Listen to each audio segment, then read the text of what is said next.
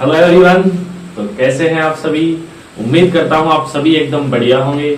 तो मैं हितेश शर्मा स्वागत करता हूं आपके अपने ब्यूटीफुल से प्लेटफॉर्म LHS फिजिक्स पॉइंट में। जैसा कि हमारा यूनिट नंबर 1 जो कि मैकेनिक्स बुक की यूनिट नंबर 1 चैप्टर नंबर जो 3 है आपेक्षिक घूर्णन गति वो चल रहा है, जिसकी शुरुआत हमने पिछले लेक्चर में कर दी है। तो आज इस चैप्टर का लेक्चर नंबर 2 हम आपके लिए लाए हैं, जिसमें मैंने आपको लेक्चर नंबर 1 के एंड में बताया था कि हम जिस प्रकार से गैलीलियन रूपांतरण, लोरेंज रूपांतरण आदि का अध्ययन किया था, उसी प्रकार हम घूर्णन निर्देश तंत्रों के लिए या त्वरित निर्देश तंत्रों के लिए या अजड़त्वीय निर्देश तंत्रों के लिए, तीनों निर्देश तंत्र एक ही हैं, उनके लिए हम स्थिति रूपांतरण, वेग रूपांतरण, त्वरण रूपांतरण और बल रूपांतरण ज्ञात करेंगे। ठीक है। लास्ट के लेक्चर में हमने अध्ययन किया था अजड़त्वीय निर्देश तंत्र की, मैंने आपको परिभाषा समझाई थी। ठीक है। सबसे इंपॉर्टेंट आभासी बल और छद्म बल मैंने बताए थे कि किस प्रकार से उनकी डेफिनेशन दी जाती है, विशेषकर उनके एग्जाम्पल भी आपको समझाए थे क्योंकि एग्जाम्पल पूछ लेता है। ठीक है। और एक सबसे इंपॉर्टेंट जो फोर्स था अभिकेंद्रीय बल, जिसको संतुलित करने के लिए हमारे पास आभासी बल होता है, वो होता है अपकेंद्रीय बल। ये आपको समझ में आ गया था। तो आज हम पढ़ने जा रहे हैं घूर्णन निर्देश तंत्रों के लिए स्थिति रूपांतरण संबंध सबसे पहले, फिर उसके बाद हम वेग रूपांतरण पढ़ते हैं। ठीक है। फिर त्वरण रूपांतरण और फिर बल रूपांतरण हम देखेंगे। तो कॉपी पेन निकाल लीजिए, नोट्स बनाना स्टार्ट करें। चलिए, तो आज का जो हमारा क्वेश्चन रहेगा, क्वेश्चन लगाएंगे इंपोर्टेंट क्वेश्चन नंबर 1। सभी इंपोर्टेंट है। आभासी या छद्म बल, आप ये ना देखें कि भाई क्वेश्चन नहीं बताया है, वो भी एक क्वेश्चन है, बस उसकी मैंने हेडिंग के द्वारा आपको समझा दिया था। ठीक है। क्वेश्चन पूछ लिया जाता है कि आभासी बल नहीं पूछेगा, वो पूछेगा कि छद्म बल किसे कहते हैं, इसके उदाहरण सहित समझाइए। ठीक है। तो आप लिख भी सकते हैं वहां पर कि छद्म बल किसे कहते हैं, उदाहरण सहित समझाइए। तो क्वेश्चन नंबर 1 हमारे पास होगा घूर्णन निर्देश तंत्रों के लिए, घूर्णन निर्देश तंत्र, या हम इसको अजड़त्वीय निर्देश तंत्र भी बोलते हैं, या अजड़त्वीय घूर्णन निर्देश तंत्र या अजड़त्वीय निर्देश तंत्रों के लिए, अजड़त्वीय निर्देश तंत्रों के लिए स्थिति, वेग, त्वरण व बल रूपांतरण ज्ञात करो, व बल रूपांतरण ज्ञात करो। चलिए, तो ये है हमारा क्वेश्चन जो कि आपने नोट कर लिया होगा कि घूर्णन निर्देश तंत्र या अजड़त्वीय निर्देश तंत्रों के लिए स्थिति रूपांतरण, वेग रूपांतरण, त्वरण रूपांतरण और बल रूपांतरण हमें ज्ञात करना है। ठीक है। जैसे जैसे देखो हम आगे बढ़ेंगे इस क्वेश्चन में, तो हमारे पास बहुत सारी अच्छी यहाँ पर फॉर्मूलाज आएंगे, जिनको भी हम बहुत डिटेल से जानेंगे। जैसे हम यदि त्वरण में जाएंगे तो वहां पर हमें कोरिलियस त्वरण मिलेगा। ठीक है। अपकेंद्रीय त्वरण मिलेगा। जब हम बल में जाएंगे तो हमें वहां कोरिलियस बल मिलेगा, अपकेंद्रीय बल मिलेगा। ठीक है। तो वो उनकी भी हम डिटेल से चर्चा करेंगे, इसलिए इस क्वेश्चन को बहुत ही ध्यान से आसान तरीके से समझेंगे। हालांकि ज्यादा हार्ड नहीं है, बिल्कुल आपको समझ में आ जाएगा। चलिए, तो अब हम इसको हल करते हैं। इसके आंसर में हम लिखेंगे, सबसे पहले हम लिखेंगे इसका स्थिति रूपांतरण संबंध। हेडिंग डालेंगे घूर्णन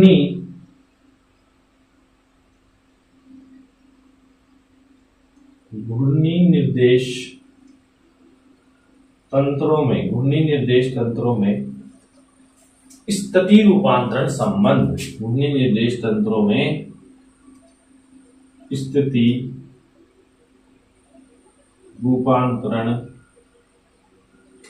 रूपांतरण संबंध, ये रहेगी आपकी हेडिंग।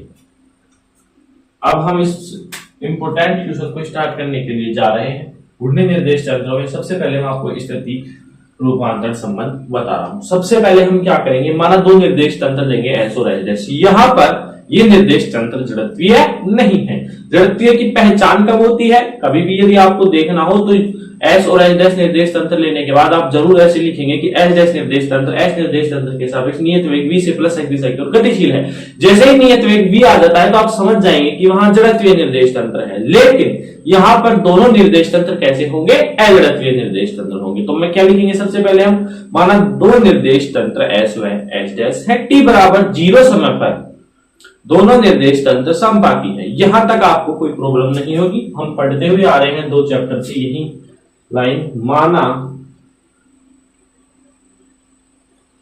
दो निर्देश तंत्र एस व एच डैश है। दो निर्देश तंत्र है मेरे पास एस व एच डैश। t बराबर 0 समय पर t बराबर 0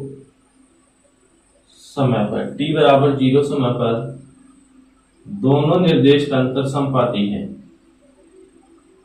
दोनों निर्देश तंत्र समपाती है। दो निर्देश तंत्र है मेरे पास एस और एच डैश। t बराबर 0 समय पर दोनों निर्देश तंत्र समपाती है। तो अब हम इसका डायग्राम बना लेंगे कुछ इस प्रकार से। इसका क्या हो जाएगा, ये डायग्राम हो जाएगा। समपाती शब्द से आप अच्छी तरह परिचित हो गए होंगे, मैंने बता दिया। एक के ऊपर एक होता है, इसमें पिछला वाला है वो नहीं दिखता है हमारे को। ये तो हो गया एस और एच डैश निर्देश तंत्र, जो कि यहाँ पर अजड़त्वीय है, वो इस प्रकार से हमारे पास समपाती है। ठीक है, यहां पर कोई बिंदु है, ठीक है, जिसका मूल बिंदु O के सापेक्ष स्थिति सदिश कितना है, स्थिति सदिश कितना है, आर वेक्टर। ठीक है, अब आप मेरे को एक बात बताएंगे, यह जो बिंदु है दोनों निर्देश तंत्रों में है इस प्रकार से। एक पॉइंट है यहाँ पर, मान लीजिए इस पॉइंट पर ये बिंदु है इस प्रकार से, तो दोनों निर्देश तंत्रों में है। एस निर्देश तंत्र का स्थिति सदिश आर वेक्टर हुआ तो एस डैश का कितना होगा, इसी बिंदु का आर डैश वेक्टर होगा, और ये क्या हो जाएगा, आर डैश वेक्टर। और दोनों के जो स्थिति सदिश है वो बराबर होंगे, क्योंकि ये बिंदु जो है एस निर्देश तंत्र के मूल बिंदु और एस डैश निर्देश तंत्र के मूल बिंदु से समान दूरी पर है, बिल्कुल है। तो ये कुछ इस प्रकार से हम इसको व्यक्त करेंगे। समझ में आ गया चित्र। दो निर्देश तंत्र है एस और एस डैश, t बराबर 0 समय पर दोनों निर्देश तंत्र क्या है, समपाती है। इस प्रकार से मैंने समपाती बना दिया। कोई बिंदु था जिसका मूल बिंदु के सापेक्ष एस निर्देश तंत्र में स्थिति सदिश कितना है, आर वेक्टर, तो एस डैश में आर डैश होगा और दोनों बराबर होंगे। इस प्रकार से आप देखिए ये दोनों निर्देश तंत्र है। यहाँ पर मान लीजिए कोई बिंदु है, तो ये बिंदु एस में भी है, एस डैश में भी है, जिसका मूल बिंदु O के सापेक्ष स्थिति सदिश बराबर है और एस डैश का भी क्या है, बराबर है। तो मैं इसका क्या लिख सकता हूं, इसको R vector is equal to R dash vector. यहां हम बिंदु P नाम दे सकते हैं इसको, ठीक है, बिंदु P। चलिए तो आप यहां तक पहले नोट करें।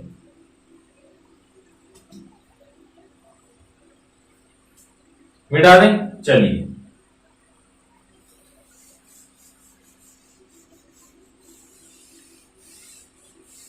ट्यूशन आपने उतार लिया होगा। अब मैं इसको रफ कर देता हूं।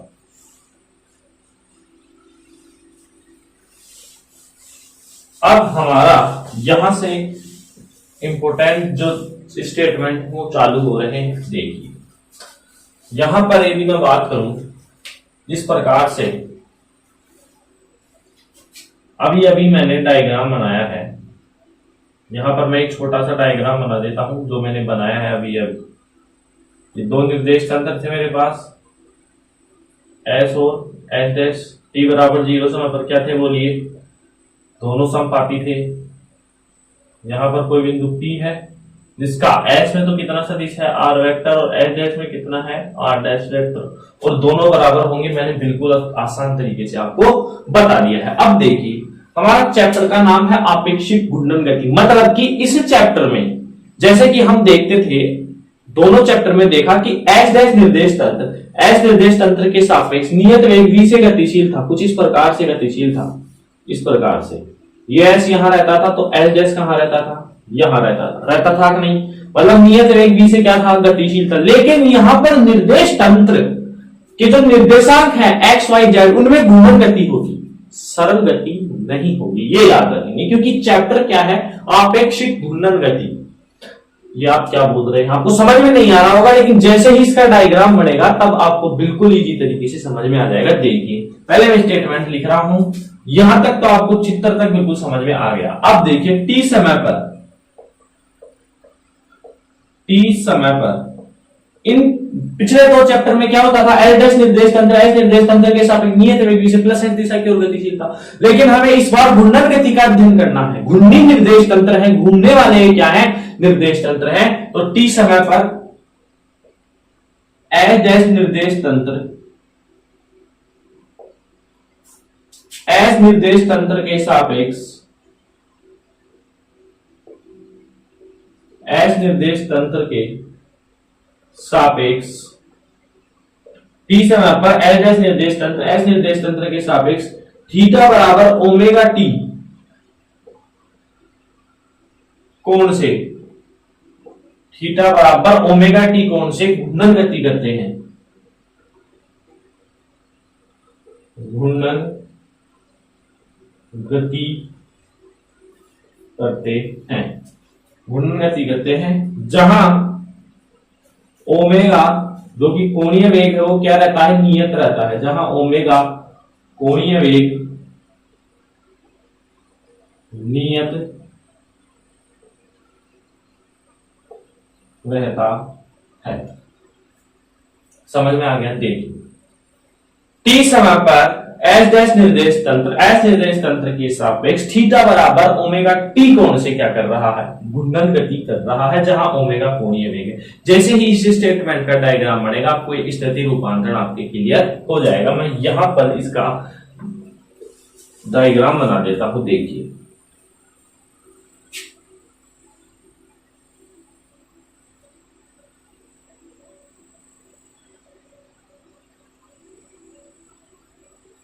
अब देखिए आप, ये बोल रहा है कि एस डैश निर्देश तंत्र, एस निर्देश तंत्र के सापेक्ष, यानी ये जो एक्स डैश अक्ष है वो एस डैश का है, वो थीटा बराबर ओमेगा टी कोण पर, ये तो एक्स हो गया, तो एक्स डैश कहां जाएगा, थीटा बराबर ओमेगा टी कोण से घूर्णन गति करेगा। ये क्या है, वाई डैश, वाई है ये, तो वाई डैश कहां जाएगा, जो कि समपाती था टी समय पर, वो यहां आ जाएगा। इसका नाम हो जाएगा थीटा बराबर ओमेगा टी कोण से। क्या है ये बोलिए, वाई डैश। ये जेड है, इसी के ऊपर जेड डैश था, ये देखिए, तो जेड डैश भी थीटा बराबर ओमेगा टी कोण से क्या करेगा, घूर्णन गति करेगा। ये कितना हो गया, थीटा बराबर ओमेगा टी। मतलब गतिशील निर्देश तंत्र के निर्देशांक होते हैं, ये तो आपको पता है, क्योंकि संबंध हम किस में व्यक्त करते हैं, निर्देशांक में भी व्यक्त करते हैं। तो इसके निर्देशांक कितने थे, X dash Y dash Z dash. तो एस डैश निर्देश तंत्र यानी X dash Y dash Z dash S निर्देश तंत्र के सापेक्ष थीटा बराबर ओमेगा टी, इतने कोण से यह क्या करेगा, घूर्णन गति करेगा। तो ओमेगा कोणीय वेग जहां क्या रहता है, नियत रहता है। तो इसका निर्देशांक एस डैश का क्या था, एक्स डैश, वो कि थीटा बराबर ओमेगा टी से कोण से निकल गया, ये वाई डैश निकल गया, ये जेड डैश निकल गया। और हमारा जो स्थिति सदिश था बिंदु P पर इस प्रकार से r vector is equal to r dash vector. आप मेरे को बताएंगे क्या इसमें कोई छेड़छाड़ हुई, इसमें कोई दिक्कत हुई क्या? ये तो जैसे था s में, सॉरी जैसे था t बराबर 0 पर वैसे ही t समय पर भी ये तो वैसे ही है। बदला है तो कौन बदला है, s डैश के निर्देशांक, जो कि थीटा बराबर ओमेगा टी कोण से क्या कर रहे हैं, बोलिए घूर्णन गति कर रहे हैं। ये आपको समझ में आया होगा बिल्कुल। देखिए किया कुछ भी नहीं है, इसमें दो निर्देश तंत्र है मेरे पास, एस और एस डैश। टी बराबर 0 समय पर दोनों निर्देश तंत्र क्या है, समपाती है। ये देखिए समपाती है, इस प्रकार से इनकी स्थिति सदिश भी क्या होंगे, समपाती होंगे। फिर मैंने क्या किया, टी समय पर एस डैश निर्देश तंत्र। अब देखिए निर्देश तंत्र किससे मिलकर बना है, निर्देशांकों से। और हम स्थिति रूपांतरण, वेग रूपांतरण, तो ये सभी निर्देशांकों में संबंध व्यक्त करते हैं, ठीक है। तो इनके निर्देशांकों में हलचल होगी, समझ में आ गया ये। तो एस निर्देश तंत्र के सापेक्ष थीटा बराबर ओमेगा टी कोण से घूर्णन गति, यानी कि जो एस डैश निर्देश तंत्र के निर्देशांक है ना, X dash Y dash Z dash, वो थीटा बराबर ओमेगा टी कोण से घूमेंगे। देखिए टी समय पर ये जो x डैश निर्देश तंत्र था वो x के सापेक्ष थीटा बराबर ओमेगा टी कोण से घूम गया, y डैश और z डैश भी इसी प्रकार घूम गए। तो क्या इसमें कोई परिवर्तन हुआ? क्या नहीं हुआ, इसमें तो कोई छेड़छाड़ नहीं हुई। मतलब हम क्या लिखेंगे, चित्रानुसार, कौन से चित्र के अनुसार? सेकंड चित्र के अनुसार, चित्रानुसार एच डैश निर्देश तंत्र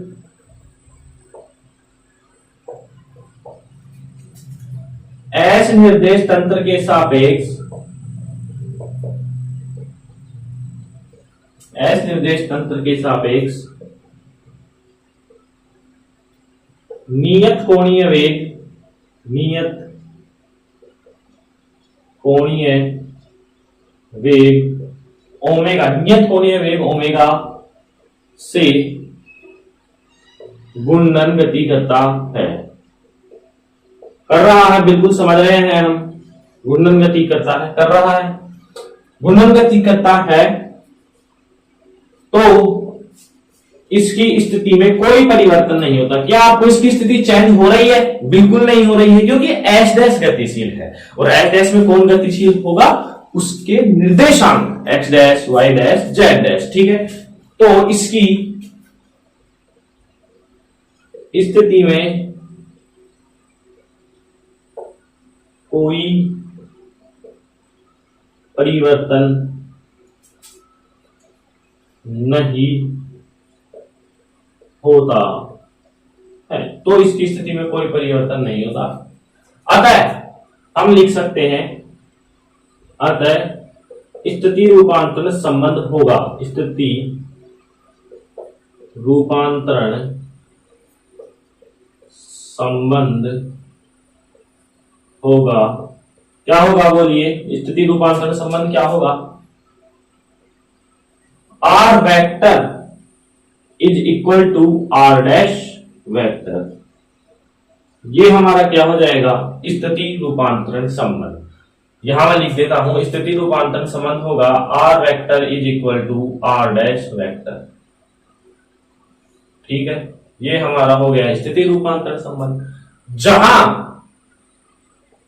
are vector is equal to I cap X plus J cap Y plus K cap Z, और R dash vector I cap dash X dash plus J cap dash Y dash plus K cap dash Z dash.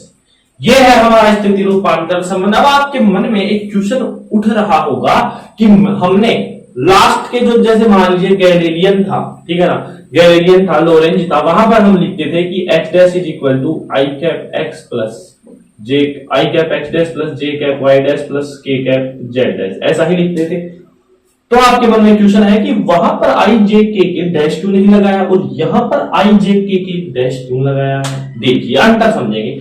यहां पर हम क्या कर रहे हैं, आई cap किसको बता रहा है? एक्स अक्ष को, जे कैप वाई एक्स को, के कैप जेड एक्स को। यहां पर हमने जो दोनों चैप्टर थे वहां पर कुछ घटनाएं इस प्रकार से घटित हो रही थी, ये निर्देश तंत्र था एक और ये निर्देश तंत्र समांतर रूप से, मतलब कि एक्स दिशा में जो ये आई कैप था वो भी एच डैश का भी एक्स दिशा में ही था।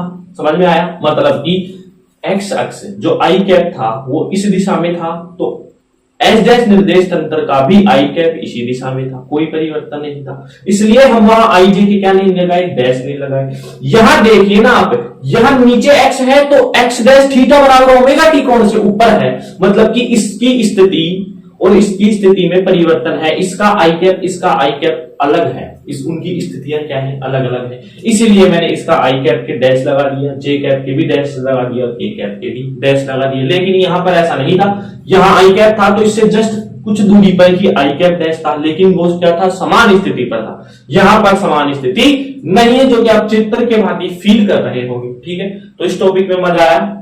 ये था हमारा स्थिति रूपांतरण संबंध। ठीक है, नोट करें, फिर उसके बाद हम वेग रूपांतरण संबंध में चलते हैं।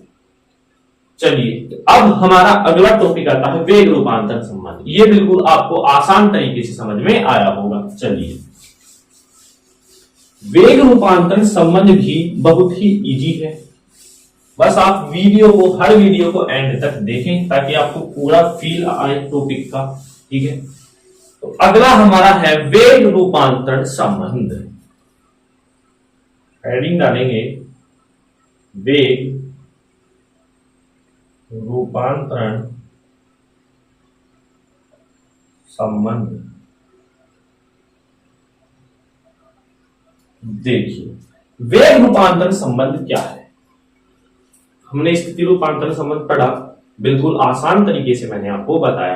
अब आपके दिमाग में चल रहा होगा कि जो स्थिति आई थी उसका अवकलन कर देंगे, जैसे गैलीलियन में किया था, वो भी क्या आ जाएगा, वेग रूपांतरण आ जाएगा। ऐसा नहीं है। क्यों नहीं है ऐसा? स्थिति रूपांतरण जो कि गैलीलियन में हम करते थे वहां पर अवकलन करते थे, यहां पर अवकलन नहीं होगा। क्यों नहीं होगा?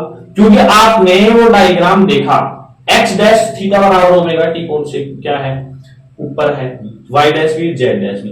तो एक्स अक्ष का वेग अलग होगा, एक्स डैश का अलग होगा, वाई का अलग होगा, वाई डैश का अलग होगा, जेड का अलग होगा, जेड डैश का अलग होगा।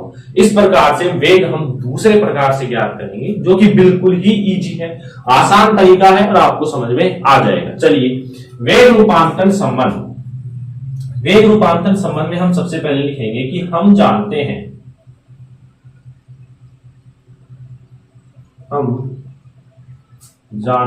कि स्थिति रूपांतरण संबंध निम्न होता है। जानते हैं, पिछला जो टॉपिक था वो वही तो था, स्थिति रूपांतरण संबंध निम्न होता है। क्या होता है स्थिति रूपांतरण संबंध? R vector is equal to R dash vector, ये हमारा स्थिति रूपांतरण संबंध है। ठीक है, जहां आर वेक्टर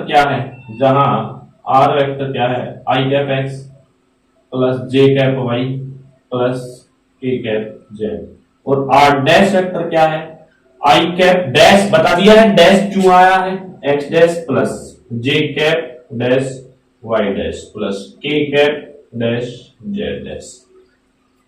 ठीक है, तो मैंने आपको बता दिया है कि यहां पर डैश क्यों आया, यहां डैश क्यों आया, यहां डैश, क्योंकि एक्स एक्स और एक्स डैश की जो स्थितियां थी उनमें परिवर्तन हो रहा है। चलिए ठीक है, तो ये आर वेक्टर था हमारे पास और आर डैश मैंने बता दिया कि यहां डैश क्यों आया है। तो ये तो था कि हमने जो पिछले मतलब टॉपिक में हमने क्लियर कर लिया था स्थिति रूपांतरण संबंध। अब हम इससे आगे बढ़ते हैं। इसको मैं समीकरण 1 दे रहा हूं, इसको मैं समीकरण 2 दे रहा हूं। ठीक है, समीकरण 1 का टी के सापेक्ष, समीकरण 1 का टी के सापेक्ष अवकलन करने पर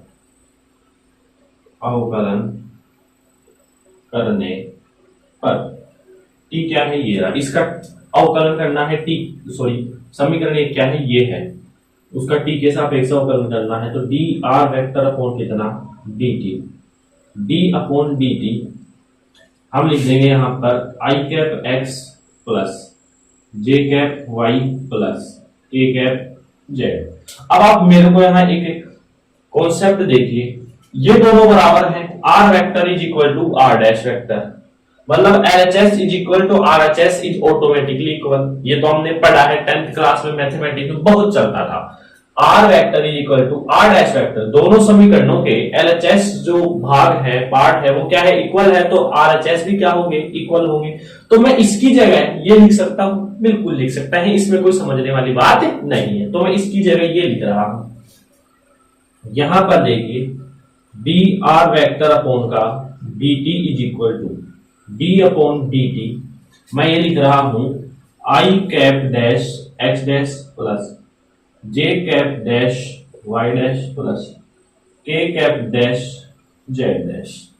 ठीक है, अब हम इसका अवकलन करते हुए चलते हैं। चलिए, तो D R vector upon D T, इस स्थिति में परिवर्तन, इसको मैं क्या लिख सकता हूं, वेग लिख सकता हूं। क्या लिख सकता हूं, वेग, V vector is equal to, सबसे पहले मैं, अब देखो इनका क्या होगा, गुणन विधि से होगा, ये इसका भी गुणन विधि से अवकलन, इसका भी गुणन विधि से अवकलन, इसका भी गुणन विधि से अवकलन। तो सबसे पहले मैं आई कैप जो डैश है, आई कैप डैश, उसको बाहर रख रहा हूं और एक्स के सापेक्ष कर रहा हूं।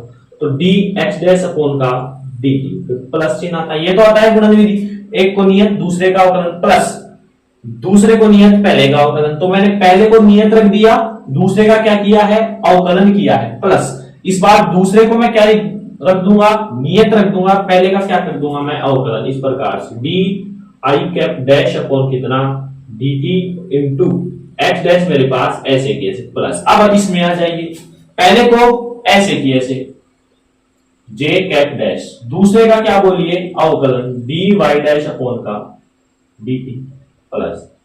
समझ में आए, पहले का कांस्टेंट दूसरे का अवकलन, दूसरे को इस बार मैं क्या रखूंगा कांस्टेंट और पहले का क्या करूंगा अवकलन, तो D J cap dash upon का D T into Y dash ऐसे कैसे प्लस, पहले को कांस्टेंट दूसरे का अवकलन के कैप डैश ऐसे कैसे गुणा, यहां बीच में आप गुणा भी लगा सकते हैं, इसमें कोई दिक्कत वाली बात नहीं।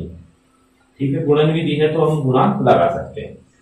के पहले को कांस्टेंट दूसरे का अवकलन डी जेड डैश अपॉन का डी टी प्लस दूसरे को कांस्टेंट पहले का अवकलन, तो पहला क्या है D K cap dash D T into Z dash. तो यहां तक आपको समझ में आ गया होगा, कुछ भी नहीं किया है मैंने, हमारे को ये पता है इसका समीकरण एक का टी के सापेक्ष अवकलन किया है, ये दोनों पक्ष बराबर है तो ये दोनों बराबर होंगे, इसकी जगह ये रखा है, इस प्रकार से मैंने अवकलन किया है। अब आगे बढ़ते हैं हम, v vector is equal to, अब देखेंगे आप आई कैप डैश, आप मेरे को बताएंगे कि डी एक्स अपॉन का डी टी क्या होता है, वी एक्स होता है एक्स दिशा में परिवर्तन की दर, एक्स दिशा में वेग आता है, पढ़ लिया है, दोनों चैप्टरों में हम पढ़ते हुए आ रहे हैं, इसमें कोई नई चीज नहीं है। डी एक्स अपॉन का डी टी वेग होगा किस दिशा में, एक्स दिशा में, यदि मैं D Y upon D T की करूं तो वी वाई होगा, D Y upon D T की यदि मैं बात करूं D Y upon D T की तो वी वाई होगा, D Z upon D T की यदि मैं बात करूं तो वी जेड होगा, इसमें कोई दिक्कत बात नहीं है, दिक्कत वाली बात नहीं है, हम पढ़ते हुए आ रहे हैं दो चैप्टर से।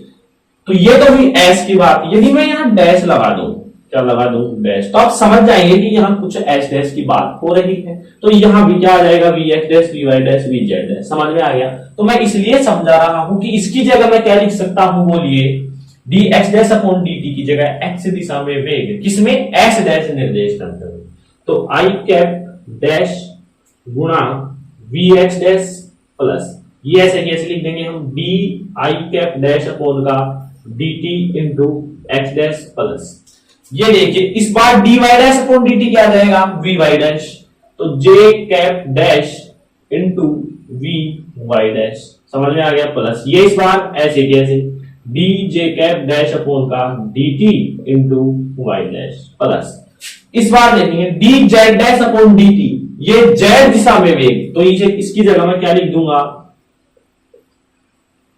यहां डैश और वी जेड डैश, समझ में आ गया plus D K cap dash upon D T, D K cap dash upon D T ऐसे कैसे और ये जेड डैश। चलिए तो यहां तक आपको ये समझ में आ गया होगा, अब मैं इसको रफ कर रहा हूं यहां से थोड़ा सा और है, फिर हम देखिए समझ में आ गया वी एक्स डैश एक्स दिशा में कण का वेग एस डैश निर्देश तंत्र में वी वाई डैश और ये वी जेड डैश। अब यहां पर आप मेरे को बताएंगे, हम जानते हैं कि यदि यहां लिख देता हूं मैं I cap X I cap V X plus J cap V Y plus K cap V Z is equal to capital V होता है या नहीं, एक्स दिशा में कण का वेग वाई दिशा में कण का वेग प्लस जेड दिशा में कण का वेग हमारे पास वी होता है, संपूर्ण निर्देश तंत्र का हमारे पास क्या आ जाता है वेग आ जाता है। यदि मैं इनके डैश लगा दूं, यदि मैं इनके डैश लगा दूं I cap dash V X dash J cap dash V Y dash K cap dash V Z dash, तो ये क्या हो जाएगा वी डैश हो जाएगा, ये समझ में आ गया होगा। जिस प्रकार से मैंने बताया एक्स दिशा में कण का वेग आप जानते हैं कि वी एक्स है तो एस डैश में वी डैश हो जाएगा, वी एक्स डैश हो जाएगा, यहाँ वी वाई डैश यहाँ वी जेड डैश। अब हम जानते हैं कि I cap V X plus J cap V Y plus K cap V Z हमारे पास टोटल वेग होता है निर्देश तंत्र का, यदि ये ही डैश हो जाए I cap dash V X dash plus J cap dash V Y dash plus K cap dash V Z dash, तो ये वी डैश हो जाएगा, एस डैश निर्देश तंत्र में कण का वेग आ जाएगा। ठीक है, तो आप यहां देखेंगे कि मैं आपको ये क्यों बताना चाह रहा हूं, मैं अब यहां से मैं ऊपर की ओर जा रहा हूं, ये देखेंगे यहां से देखिए v ऐसे कैसे है इज इक्वल टू इसको और इसको मैं एक साथ लिख रहा हूं I cap dash V X dash plus J cap dash V Y dash plus K cap dash V Z dash लिख दिया। बचे तो उनको ऐसे कैसे लिख दीजिए, D I cap dash D T into X dash ऐसे कैसे plus D J cap dash D T into Y dash plus D Z dash upon का डी टी इंटू कितना बोलिए जेड डैश। इसको मैं क्या लिख सकता हूं, वी डैश, मैंने समझा दिया है, क्या लिखेंगे वी डैश। तो V vector is equal to V dash vector plus D I cap dash upon का D T into X dash plus D J cap dash upon का D T into Y dash plus D K cap dash upon का D T into Z dash. यहां तक आपको clear समझ में आया होगा। मैं एक बार और बता देता हूं, हमारे को पता है स्थिति रूपांतर संबंध ये है, आपको समझ में आ गया। मैंने समीकरण 1 का टी के सापेक्ष अवकलन किया, ये दोनों बराबर है तो ये दोनों बराबर होंगे, मैंने ये लिख दिया और इसको गुणन विधि से इस प्रकार से हल कर दिया। ठीक है, अब मैंने बताया एक्स दिशा में कण का वेग वी एक्स होता है, तो एच डैश में V X dash V Y dash V Z dash यहां कर दिया और इन सभी को क्या कर दिया मैंने एक जगह कर दिया, तो मेरे पास वी डैश बना और इसको ऐसे कैसे रख दिया। अब मेरे को यहां से इनके मान निकालने हैं, वो कैसे निकालेंगे, वो एक संबंध आता है फिजिक्स में, वो उससे निकालेंगे, जहां तक आप नोट करें। चलिए तो मैं ये रफ कर देता हूं, आपको ये समझ में आ गया होगा बिल्कुल बढ़िया तरीके से। ठीक है, अब देखिए, अब हम यहां से चलते हैं इधर की ओर देखेंगे। ठीक है, v vector is equal to v dash vector plus D I cap dash upon का D T into X dash plus D J cap dash upon का D T into Y dash plus D K cap dash upon का D T into Z dash. इसको हम क्या कर देते हैं, rough कर देते हैं। ठीक है, तो ये है हमारे पास। अब मेरे को इसकी और इसकी वैल्यू चाहिए, तो एक संबंध आता है, आप देखेंगे यहां पर कोणीय वेग को किससे व्यक्त करते हैं, ओमेगा से। ये आप पढ़ के आए हैं 11th-12th में। कोणीय वेग ओमेगा वह स्थिति सदिश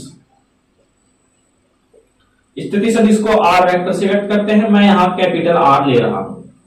वह स्थिति सदिश आर वेक्टर में निम्न संबंध होता है,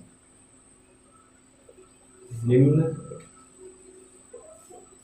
संबंध होता है।